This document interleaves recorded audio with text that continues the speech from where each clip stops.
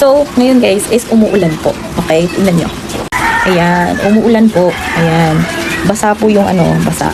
Ayan, umuulan talaga, bi. It's really raining, guys. Yan, oh. Ano ko, if nakikita nyo ba? Yan. May rain shower. Ganon. And ganito siya kapag hindi ko ginagamit yung K9 wireless microphone na noise reduction. Ayun.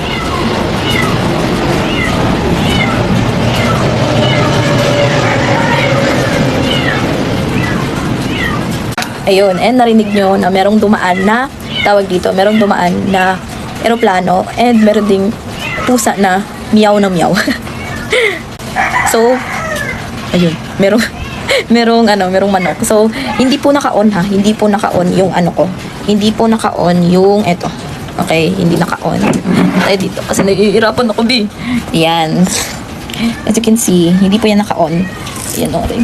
Sakit. Hirap mag-content, guys. Wala na. Ang hirap mag-content. Yan. As you can see. Yan, guys. Yan. Umuulan po talaga. Di, umuulan. And then, ayun. Eto, try natin i-on to ha. Eto, hindi pa to naka-on. Yan o. Naka-off siya. So, i-on natin. Choke natin. Ayan. Tingnan natin.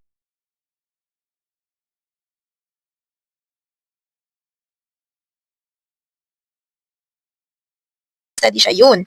Hello, hello, mic test. Mic test. Narinig niyo pa ba yung ingay? Ewan ko if naririnig niyo pa ba. Basta, maingay siya, guys. Ayun. Meron dumaan na naman na aeroplano. Ewan ko if naririnig niyo ba. Okay?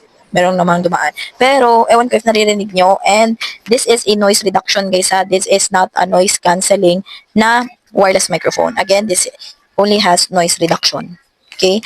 And then, I highly recommend this one if you are a beginner TikTok affiliate or Orange affiliate or content creator ka ba, vlogger, tapos hindi mo pa kaya yung mga, tawag dito, yung mga 4K up or 1K up na mga wireless microphone. I highly suggest that you start with this one kasi at least mahahasa yung skills mo on how to create content creation without breaking your pockets. Okay?